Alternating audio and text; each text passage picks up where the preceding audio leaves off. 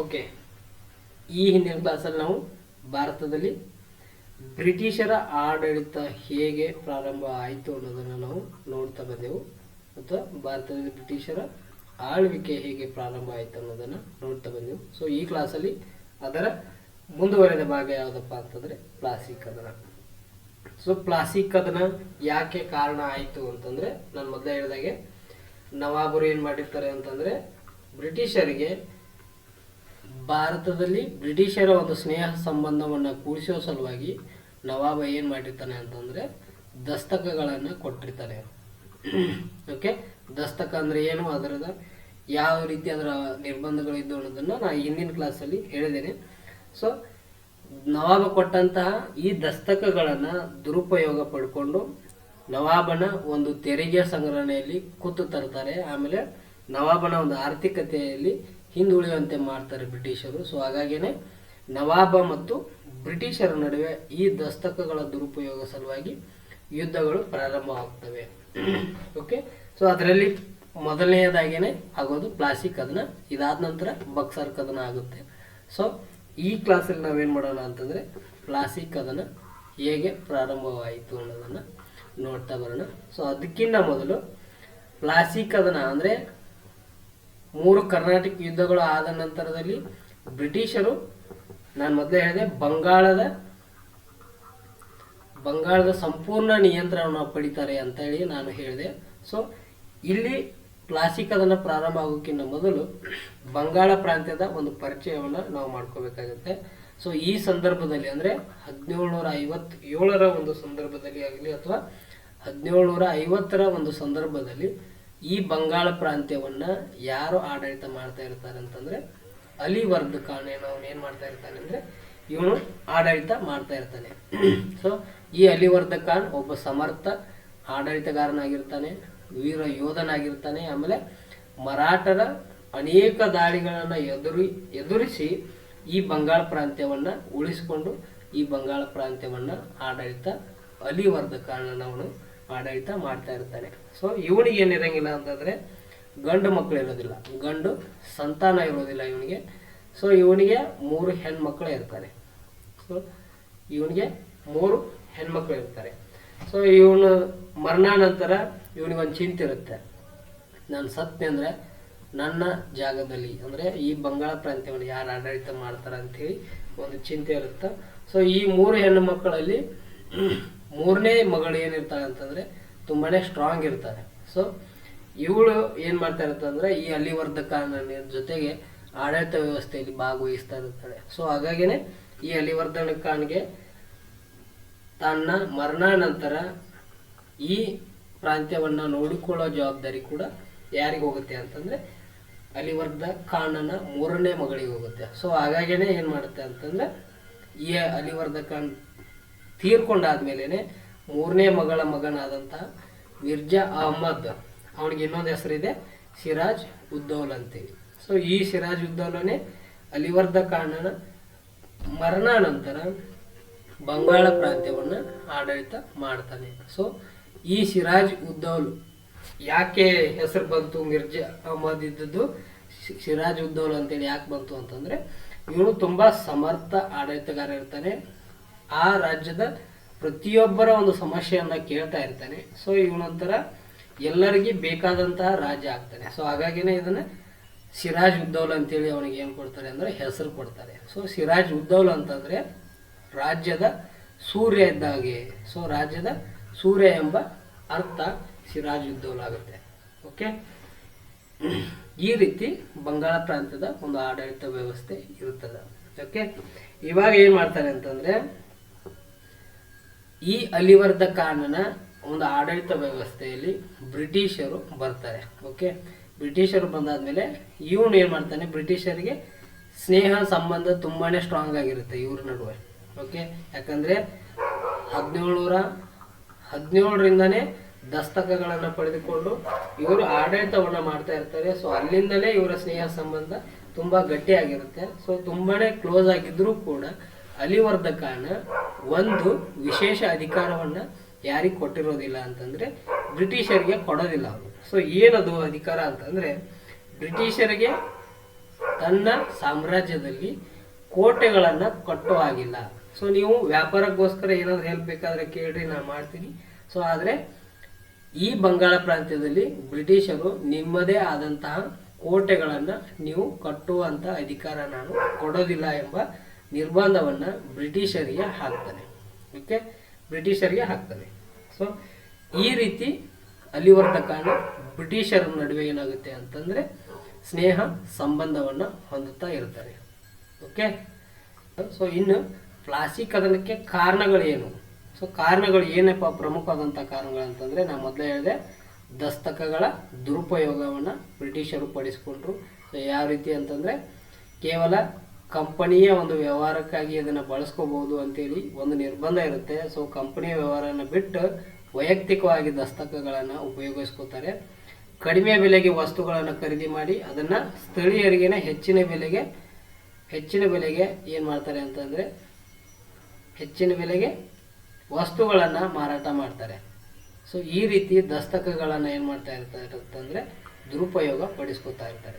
So ಇನ್ನೊಂದು ಪ್ರಮುಖವಾದಂಥ ಕಾರಣ ಏನಪ್ಪ ಅಂತಂದರೆ, ಅಲಿವರ್ಧ ಖಾನ್ ಏನು ಮಾಡಿರ್ತಾನೆ ಅಂತಂದರೆ ಬ್ರಿಟಿಷರಿಗೆ ಒಂದು ವಿಶೇಷವಾದಂಥ ಅಧಿಕಾರವನ್ನು ಕೊಟ್ಟಿರೋದಿಲ್ಲ ಅಂತ ನಾನು ಹೇಳಿದೆ. ಸೊ ಅದೇನಪ್ಪ ಅಂತಂದರೆ, ಬಂಗಾಳ ಪ್ರಾಂತ್ಯದಲ್ಲಿ ಕೋಟೆಗಳನ್ನು ಕಟ್ಟುವಂಥ ಅಧಿಕಾರ ಬ್ರಿಟಿಷರಿಗೆ ಕೊಡೋದಿಲ್ಲ. ಸೊ ಆದರೂ ಕೂಡ ಏನು ಮಾಡ್ತಾರೆ ಬ್ರಿಟಿಷರು ಅಂತಂದರೆ, ನಾನು ಈ ಮೊದಲೇ ಹೇಳಿದ ಹಾಗೇನೆ 3ನೇ ಕರ್ನಾಟಕ ಯುದ್ಧ ಆಗೋ ಸಂದರ್ಭದಲ್ಲಿ ಏನಾಗುತ್ತೆ ಅಂತಂದರೆ ಸಪ್ತವಾರ್ಷಿಕ ಯುದ್ಧಗಳು ಆಗ್ತಾ ಇರ್ತವೆ. ಎಲ್ಲಿ? ಐರೋಪ್ ರಾಷ್ಟ್ರದಲ್ಲಿ ಸಪ್ತವಾರ್ಷಿಕ ಯುದ್ಧಗಳು ಆಗ್ತಾ ಇರ್ತವೆ.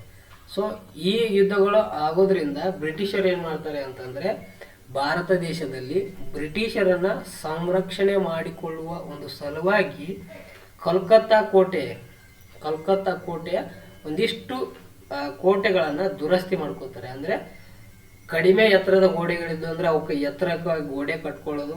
ಸೊ ಆ ಗೋಡೆಗಳ ಮೇಲೆ ಪಿರಂಗಿಗಳನ್ನು ಇಡೋದು. ಅಂದರೆ ಯುದ್ಧ ಪ್ರಾರಂಭವಾದ ನಂತರದಲ್ಲಿ ಅಟ್ಯಾಕ್ ಮಾಡೋಕ್ಕೋಸ್ಕರ ಪಿರಂಗಿಗಳನ್ನು ಇಡ್ತಾರೆ. ಸೊ ಈ ರೀತಿ ಕೋಟೆಗಳ ದುರಸ್ತಿ ಮಾಡ್ಕೊಳ್ಳೋದು ಯಾರಿಗೆ ಗೊತ್ತಾಗುತ್ತೆ ಅಂತಂದರೆ ಸಿರಾಜ್ ಉದ್ದೌಲಿಗೆ ಗೊತ್ತಾಗುತ್ತೆ.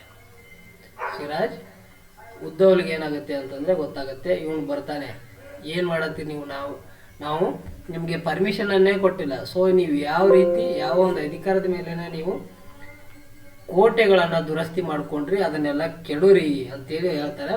ಸೊ ಅವಾಗ ಬ್ರಿಟಿಷರು ಹೇಳ್ತಾರೆ, ಇಲ್ಲ, ಐರೋಪ್ ರಾಷ್ಟ್ರದಲ್ಲಿ ಫ್ರೆಂಚರಿಗೂ ಮತ್ತು ನಮಗೆ ಯುದ್ಧ ಆಗ್ತಾ ಇದೆ. ಸೊ ನಾವು ಸೇಫ್ಟಿ ಪರ್ಪಸ್ ಇದನ್ನು ಮಾಡಿದ್ದೀವಿ ಅಂತೇಳಿ ಬ್ರಿಟಿಷ್ ಅಧಿಕಾರಿಗಳು ಸಿರಾಜ್ ಉದ್ದೌಲಿಗೆ ಹೇಳ್ತಾರೆ. ಸೊ ಸಿರಾಜ್ ಉದ್ದೌಲ್ ಏನು ಹೇಳ್ತಾನೆ, ನಾವು ರಾಜರಲ್ಲಿರುವವರೆಗೂ ನಿಮ್ಮ ರಕ್ಷಣೆ ನಮ್ಮ ಸ್ವತ್ತಿರುತ್ತೆ. ಸೊ ನೀವು ಯಾರಿಗೆ ಹೆದರುವಂಥ ಅವಶ್ಯಕತೆ ಇಲ್ಲ.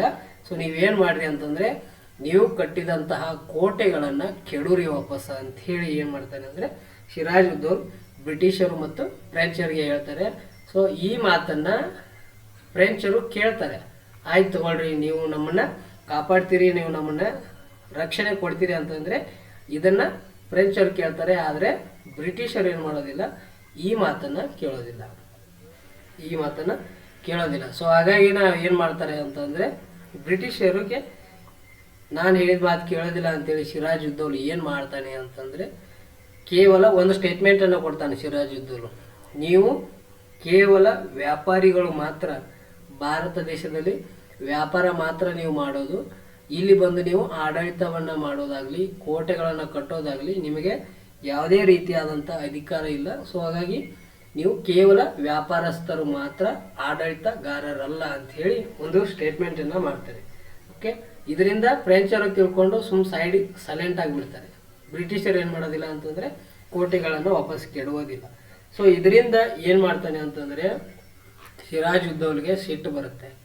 ಸಿಟ್ಟು ಬಂದಾದಮೇಲೆ ಸಿರಾಜ್ ಉದ್ದೌಲ್ ಏನು ಮಾಡ್ತಾನೆ ಅಂತಂದರೆ, ಇವನು ಕಾಸಿಂ ಬಜಾರ್ ಮೇಲೆ, ಈ ಕಾಸಿಂ ಬಜಾರ ಬ್ರಿಟಿಷರ ಕೋಲ್ಕತ್ತಾದ ಒಂದು ಪ್ರಸಿದ್ಧವಾದಂಥ ವ್ಯಾಪಾರ ಕೇಂದ್ರ.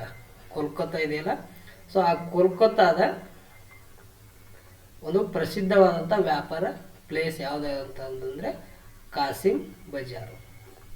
ಈ ಕಾಸಿಂ ಬಜಾರ್ ಮೇಲೆ ಯಾವಾಗ ಅಂತಂದರೆ ಸಿರಾಜುದ್ದೌಲ್ ಹೇಳದೆ ಕೇಳದೇನೆ ಏನು ಮಾಡ್ತಾನೆ ಅಂತಂದರೆ ಕಾಸಿಂ ಬಜಾರ್ ಮೇಲೆ ದಾಳಿಯನ್ನು ಮಾಡ್ತಾನೆ. ಕಾಸಿಂ ಬಜಾರ್ ಮೇಲೆ ದಾಳಿಯನ್ನು ಮಾಡಿ ಅಲ್ಲಿ ಕಟ್ಟಿದಂತಹ ಕೋಟೆಯನ್ನು ದುರಸ್ತಿಗೊಳಿಸ್ತಾನೆ. ಕಟ್ಟಿದಂತಹ ಕೋಟೆಗಳನ್ನು ದುರಸ್ತಿಗೊಳಿಸ್ತಾನೆ. ಸೊ ಆ ಸಮಯದಲ್ಲಿ ಈ ಕಾಸಿಂ ಬಜಾರನ್ನು ಬ್ರಿಟಿಷ್ ಸೈನಿಕರು ಏನು ಮಾಡಿರ್ತಾರೆ ಅಂತಂದರೆ ಯಾರಿಗೆ ವಹಿಸಿರ್ತಾರೆ ಅಂತಂದರೆ ಹಾಲ್ವೇಲ್ ಎಂಬ ವ್ಯಕ್ತಿಗೆ ಏನು ಮಾಡಿರ್ತಾರೆ ಅಂತಂದರೆ ಒಪ್ಪಿಸಿರ್ತಾರೆ. ಕಾಸಿಂ ಬಜಾರನ್ನು ಹಾಲ್ವೇಲ್ ಎಂಬ ವ್ಯಕ್ತಿಗೆ ಒಪ್ಪಿಸಿರ್ತಾರೆ. ಇವನೇ ಆ ಒಂದು ವ್ಯಾಪಾರ ಪ್ರದೇಶವನ್ನು ನೋಡ್ಕೊಳ್ಳುವಂಥ ಒಂದು ಅಧಿಕಾರವನ್ನು ಹೊಂದಿರ್ತಾರೆ. ಸೊ ಇವನು ಏಕಾಏಕಿ ಹೋಗಿ ಸಿರಾಜುದ್ದೌಲ್ ಅಲ್ಲಿ ಏನು ಮಾಡ್ತಾನೆ ಅಂತಂದರೆ ಆಕ್ರಮಣ ಮಾಡಿ ಅಲ್ಲಿರುವಂಥ ಸಂಪತ್ತನ್ನು ತಗೊಂಡು ಕಟ್ಟಿದಂಥ ಕೋಟೆಗಳನ್ನು ಕೆಡವಿ ಬಂದುಬಿಡ್ತಾನೆ. ಸೊ ಈ ರೀತಿ ಅನುಮತಿ ಇಲ್ಲದೇನೆ ಕೋಟೆಗಳನ್ನು ದುರಸ್ತಿ ಮಾಡಿಸ್ಕೊಳ್ಳೋದು ಪ್ಲಾಸಿ ಕದನಕ್ಕೆ ಏನಾಗುತ್ತೆ ಅಂತಂದರೆ ಕಾರಣ ಆಗುತ್ತೆ. ಸೊ ಇವಾಗ ಏನಾಗುತ್ತೆ ಅಂತಂದರೆ ಸಿರಾಜುದ್ದೌಲ್ ಏನು ಕಾಸಿಂ ಬಜಾರ್ ಮೇಲೆ ಯುದ್ಧವನ್ನು ಮಾಡಿರ್ತಾನಲ್ಲ, ದಾಳಿಯನ್ನು ಮಾಡಿರ್ತಾನಲ್ಲ, ಸೊ ಈ ಸಮಯದಲ್ಲಿ ಏನು ಮಾಡ್ತಾನೆ ಅಂತಂದರೆ ಈ ಹಾಲ್ವೇಲ್ ಇಲ್ಲಿ ಇದೆ ನೋಡಿ, ಕಪ್ಪು ಕೋಣೆ ದುರಂತ ಅಂತೇಳಿ ಕೂಡ ಇದನ್ನು ಕರೀತಾರೆ. ಸೊ ಏನಾಗುತ್ತೆ ಅಂತಂದರೆ ಕಾಸಿಂ ಬಜಾರ್ ಮೇಲೆ ಏನು ಮಾಡ್ತಾನೆ ಅಂತಂದರೆ ಏಕಾಏಕಿ ದಾಳಿ ಮಾಡಿ ಬ್ರಿಟಿಷರ ಅಧಿಕಾರಿ ಹಾಲ್ವೇಲ್ ನೇತೃತ್ವದಲ್ಲಿ ಇದ್ದರೂ ಕೂಡ ಆ ಕಾಸಿಂ ಬಜಾರದಲ್ಲಿ ಬ್ರಿಟಿಷರ ಒಟ್ಟು 146 ಸೈನಿಕರನ್ನು ಏನು ಮಾಡ್ತಾನೆ ಅಂತಂದರೆ ಇವನು ಸೆರೆ ಹಿಡಿತಾನೆ. ಸೊ ಇವರನ್ನು ಬಂಧಿಸ್ತಾನೆ. ಈ ಬಂಧಿಸಿದಂತಹ ಒಟ್ಟು 146 ಸೈನಿಕರನ್ನು ಕೇವಲ 18 × 14.10 ಅಂದರೆ ಅಡಿ ಉದ್ದ ಅಗಲ ಇರುವಂತಹ ಒಂದು ಕೋಣೆಯ ಒಳಗೆ ಏನು ಮಾಡ್ತಾನೆ ಅಂತಂದರೆ ಒಂದು ರಾತ್ರಿ ಕೂಡಿ ಹಾಕಿಬಿಡ್ತಾನೆ. ಸೊ ಒಂದು ರಾತ್ರಿ ಕೂಡಿ ಹಾಕಿಬಿಡ್ತಾನೆ. ಒಟ್ಟು 146 ಸೈನಿಕರಲ್ಲಿ 123 ಮಂದಿ ಬರೀ ಉಸಿರಾಟ ಪ್ರಾಬ್ಲಮಿಂದಾನೇ ಸತ್ತೋಗ್ಬಿಡ್ತಾರೆ. ಉಸಿರಾಟ ಆಗೋದೇ ಇಲ್ಲ. ಸೊ ಒಂದಿಷ್ಟು ಸಣ್ಣ ಕೋಣೆ ಒಳಗೆ ಇಷ್ಟೆಲ್ಲ ಮಂದಿನ ಎತ್ತಿ ಹಾಕಿ ತಳ್ಳಿ ಹಾಕಿ ಅಲ್ಲಿ ಕೂಡಿ ಹಾಕೋದ್ರಿಂದ ಒಂದು ರಾತ್ರಿ ಒಳಗೆ ಕೇವಲ 23 ಮಂದಿ ಮಾತ್ರನೇ ಬದುಕ್ತಾರೆ, 123 ಮಂದಿ ಸಾಯ್ತಾರೆ. ಸೊ ಇದನ್ನೇ ಏನಂತ ಕರೀತಾರೆ ಅಂತಂದರೆ ಕಪ್ಪು ಕೋಣೆ ದುರಂತ ಅಂತೇಳಿ ಕರೀತಾರೆ.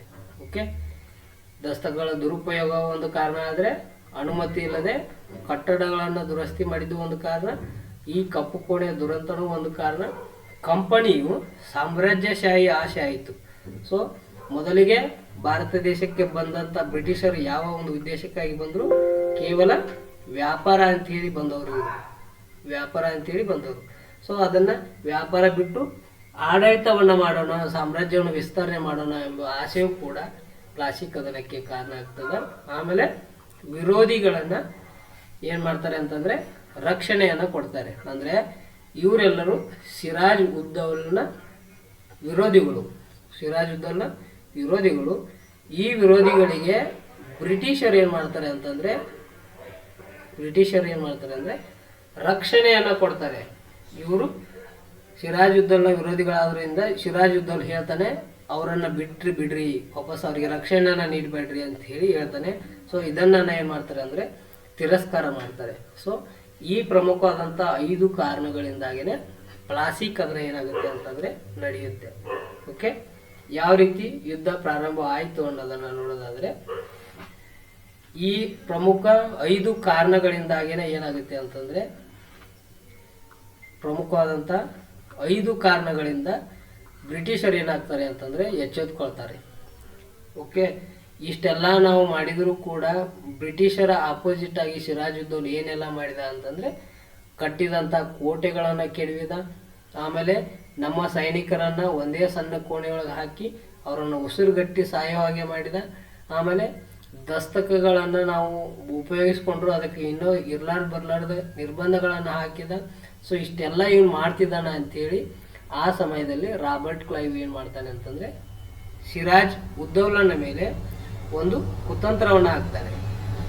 ಏನದು ಕುತಂತ್ರ ಅಂತಂದರೆ ಇವನು ಏನು ಮಾಡ್ತಾನೆ ಅಂತಂದರೆ ಸಿರಾಜುದ್ದೌಲ ಮೇಲೆ ನಡೆದಂಥ ಕುತಂತ್ರಗಳು ಏನಪ್ಪ ಅಂತಂದರೆ ಸಿರಾಜುದ್ದೌಲ್ನ ವಿರೋಧಿಗಳು ಇರ್ತಾರಲ್ಲ. ಸೊ ಸಿರಾಜುದ್ದೌಲ್ನ ವಿರೋಧಿಗಳು ಯಾರೆಲ್ಲ? ಸಿರಾಜುದ್ದೌಲ್ನ ವಿರೋಧಿಗಳು ಅಂತಂದರೆ ಮಾಣಿಕ್ ಚಂದ್, ನೇಮಿತ್ ಚಂದ್, ಬೇಗಮ್, ಜಗತ್ ಸೇಠ್, ಆಮೇಲೆ ಕಿಶನ್ ದಾಸ್. ಓಕೆ, ಇನ್ನೂ ಮುಂತಾದವರು ಇವರು ನವಾಬನ ಒಂದು ವಿರೋಧಿಯಾಗಿರ್ತಾರೆ. ಇವ್ರನ್ನ ಏನು ಮಾಡೋಣ ಅಂತಂದರೆ ನಮ್ಮ ಕಡೆ ತಗೊಳ್ಳೋಣ. ಸೊ ನಮ್ಮ ಕಡೆ ತಗೊಳ್ಳೋದ್ರಿಂದ ನವಾಬನ ಏನಿರ್ತಾವೆ ವೀಕ್ನೆಸ್ಗಳು ಏನೇನಿರ್ತಾವಲ್ಲ ಅದ್ರ ಬಗ್ಗೆ ಎಲ್ಲವನ್ನು ತಿಳ್ಕೊಳ್ಳೋಣ. ಸೊ ಅವರಿಗೆ ರಕ್ಷಣೆಯನ್ನು ಕೊಡೋಣ ಅಂಥೇಳಿ ಅವರನ್ನ ಏನು ಮಾಡ್ತಾನೆ ಅಂತಂದರೆ ನಮ್ಮ ಕಡೆ ಬರ್ರಿ ನೀವು, ನಾವು ನಿಮಗೆ ರಕ್ಷಣೆ ಕೊಡ್ತೀವಿ ಅಂತ ಹೇಳ್ತಾರೆ. ಈ ಒಂದು ಕುತಂತ್ರ ಆಯ್ತಾ. ಆಮೇಲೆ ಸಿರಾಜ್ ಉದ್ದೌಲಾ ಆಸ್ಥಾನದ ಸೇನಾಪತಿ, ಸಿರಾಜ್ ಉದ್ದೌಲಾ ಆಸ್ಥಾನದ ಸೇನಾಪತಿ ಯಾರಾಗಿರ್ತಾರೆ ಅಂತಾರೆ ಮೀರ್ ಜಾಫರ್. ಇವನಿಗೆ ಹೇಳ್ತಾರೆ ಎಷ್ಟಂತೇಳಿ ನೀನು ಸೇನಾಪತಿ ಆಗಿರ್ತೀಯ, ನಿನ್ನನ್ನು ಏನು ಮಾಡ್ತೀವಿ ನಾವು, ನಮ್ಮ ಕಡೆ ಬಾ, ನೀನು ನಮ್ಮ ಕಡೆನೂ ಬರೋಕ್ಕೆ ಹೋಗ್ಬೇಡ, ನೀನೇನು ಮಾಡು ಅಂತಂದರೆ ನಾವು ಸಿರಾಜ್ ಉದ್ದೌಲಾ ಮೇಲೆ ಯುದ್ಧ ಮಾಡೋರಿದ್ದೀವಿ. ಆ ಯುದ್ಧದೊಳಗೆ ನೀನು ಗೊತ್ತಿದ್ರು ಗೊತ್ತಿಲ್ಲದಂಗೆ ಸುಮ್ಮನಿದ್ದು ಬಿಡು. ಈ ಯುದ್ಧದೊಳಗೆ ಸಿರಾಜ್ ಉದ್ದೌಲನ ಸೋಲಿಸಿ ನಾವು ಸಾಯಿಸ್ತೀವಿ, ಅವನ ಜಾಗಕ್ಕೆ ನಿನ್ನನ್ನು ನವಾಬನನ್ನಾಗಿ ನಾವು ಮಾಡ್ತೀವಿ ಅಂತ ಹೇಳಿ ಮೀರ್ ಜಾಫರ್ಗೆ ನವಾಬನನ್ನಾಗಿ ಮಾಡುವ ಒಂದು ಆಸೆಯನ್ನು ಕೊಡ್ತಾರೆ, ಒಂದು ಆಸೆಯನ್ನು ಹುಟ್ಟಿಸ್ತಾರೆ. ಸೊ ಇದರಿಂದಾಗಿ ಮೀರ್ ಜಾಫರ್ ಏನು ಮಾಡ್ತಾನೆ ಅಂತಂದರೆ ಹೌದಲ್ಲ, ಬರೀ ಸೇನಾಪತಿಯಾಗಿನೇ ನಾನು ಹಾಕಿರಲಿ, ಅವನು ಹೇಳಿದಂಗೆ ನಾನು ಕೇಳೋಣ ಅಂಥೇಳಿ ಇವನೇನು ಮಾಡ್ತಾನೆ ಅಂತಂದರೆ ಯುದ್ಧ ಆದಾಗ ಸುಮ್ಮನೆ ಇದ್ದು ಬಿಡ್ತಾನೆ. ಏನೋ ಯುದ್ಧ ಮಾಡೋಕ್ಕೆ ಹೋಗೋದಿಲ್ಲ, ಯುದ್ಧ ಮಾಡೋರ ಥರ ಬರೀ ನಾಟಕ ಮಾಡ್ತಾನೆ.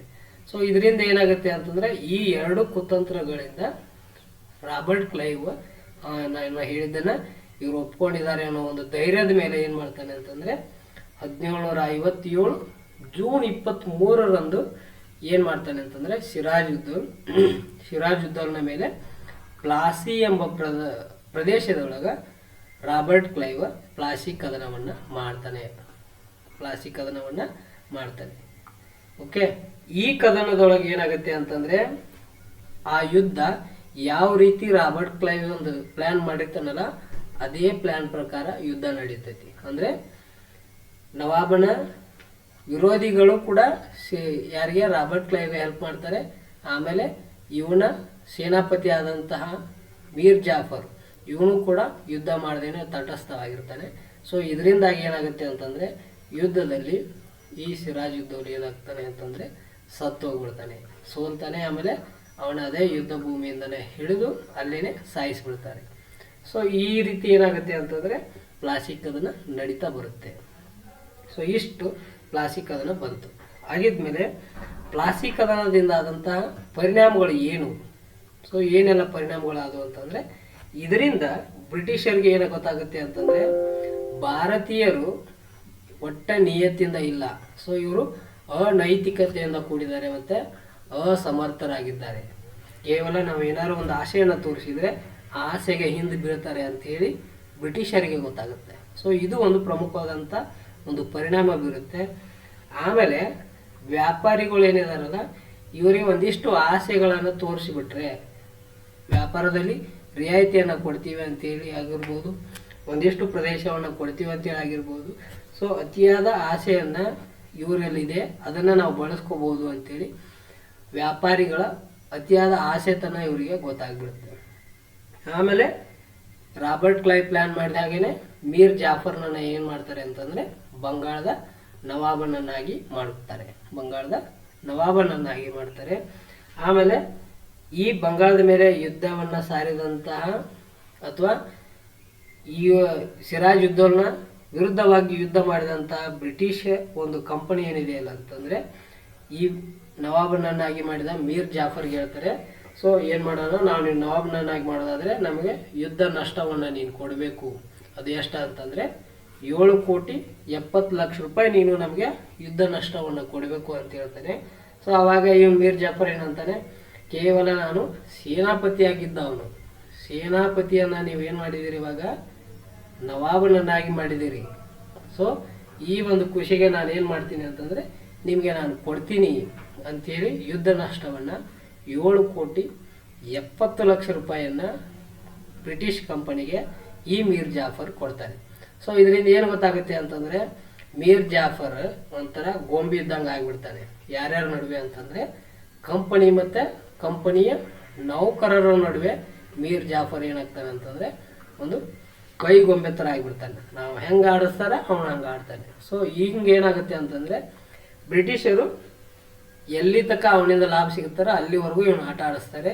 ಅದಾದಮೇಲೆ ಬಂಗಾಳದಲ್ಲಿ ಎಷ್ಟೆಲ್ಲ ಸಾಮ್ರಾಜ್ಯಕ್ಕೆ ಅಂದರೆ ಎಷ್ಟು ಆರ್ಥಿಕತೆ ಮುಂದಿತ್ತಲ್ಲ ಅದೆಲ್ಲವೂ ಕೂಡ ಕಂಪ್ನಿಗೆ ಹೋಗೋವರೆಗೂ ಆಟ ಆಡಿಸ್ತಾರೆ ಮೀರ್ ಜಾಫರ್ನ. ಸೊ ಇಲ್ಲಿ ಏನಾಗುತ್ತೆ ಅಂತಂದರೆ ಎಲ್ಲ ಆರ್ಥಿಕತೆ ಬ್ರಿಟಿಷರ ಪಾಲಾದಾಗ ಬ್ರಿಟಿಷರು ಏನು ಮಾಡ್ತಾರೆ ಅಂತಂದರೆ ಇವನು ಅಸಮರ್ಥನಿದಾನ, ಇವನು ಯಾವುದಕ್ಕೂ ಉಪಯೋಗ ಇಲ್ಲ, ನಾಲಾಯ್ಕಿದಾನೆ ನೀವು. ಸೊ ಹಾಗಾಗಿ ಇವನು ಅಸಮರ್ಥ ಅಂತ ಹೇಳ್ಬಿಟ್ಟು ಇವನನ್ನು ಏನು ಮಾಡ್ತಾರೆ, ನವಾಬನ ಒಂದು ಸ್ಥಳದಿಂದ ಇಳಿಸಿ ಈ ನವಾಬನ ಪ್ಲೇಸಿಗೆ ಮೀರ್ ಜಾಫರ್ನ ಅಳಿಯ ಆದಂತಹ ಮೀರ್ ಕಾಸಿಮ್ನನ್ನು ಏನು ಮಾಡ್ತಾರೆ ಅಂತಂದರೆ ನವಾಬನನ್ನಾಗಿ ಮಾಡ್ತಾರೆ. ಸೊ ಈ ನವಾಬನನ್ನು ಇವರು ಏನು ಅನ್ಕೊಂಡಿರ್ತಾರೆ ಅಂದರೆ ಬ್ರಿಟಿಷರು, ಸೊ ಮೀರ್ ಜಾಫರ್ ಥರನೇ ಇವನು ಇರ್ತಾನೆ, ಇವನನ್ನು ನಾವೇನು ಬಳಸ್ಕೊಳ್ಳೋಣ ಅನ್ನೋ ಒಂದು ಉದ್ದೇಶದಿಂದಾಗಿ ಬ್ರಿಟಿಷರು ಏನು ಮಾಡ್ತಾರೆ ಅಂತಂದರೆ ಮೀರ್ ಕಾಸಿಮ್ನನ್ನು ಬಂಗಾಳದ ನವಾಬನನ್ನಾಗಿ ಮಾಡ್ತಾರೆ. ಸೊ ಆದರೆ ಮೀರ್ ಕಾಸಿಮ್ ಏನಿರ್ತಾನೆ ತುಂಬ ಸಮರ್ಥನಿರ್ತಾನೆ, ಸ್ವಾಭಿಮಾನಿ ಇರ್ತಾನೆ. ಸೊ ಇವನು ಕೇವಲ ನವಾಬನಾಗೋವರೆಗೂ ಮಾತ್ರ ಸುಮ್ಮನಾಗಿಬಿಡ್ತಾನೆ. ಅದಾದ ನಂತರ ಒಂದಿಷ್ಟು ಸಮಯದವರೆಗೂ ಕಾದು ಇವನೇನು ಮಾಡ್ತಾನೆ ಅಂತಂದರೆ ಬ್ರಿಟಿಷರ ಆಪೋಸಿಟ್ ನಿಲ್ತಾನೆ. ಸೊ ಅದೇ ಒಂದು ಕಾರಣಕ್ಕಾಗಿ ಏನಾಗುತ್ತೆ ಅಂತಂದರೆ ಬಕ್ಸಾರ್ ಕದನ ಆಗುತ್ತೆ. ಸೊ ಅದನ್ನು ನಾವು ಮುಂದಿನ ಕ್ಲಾಸಲ್ಲಿ ನೋಡ್ತಾ ಬರೋಣ. ಸೊ ಇದಿಷ್ಟು ಎಲ್ಲವೂ ಕೂಡ ಒಂದು ಪ್ಲಾಸಿ ಕದನ ಆಗುತ್ತೆ 1757ರಲ್ಲಿ.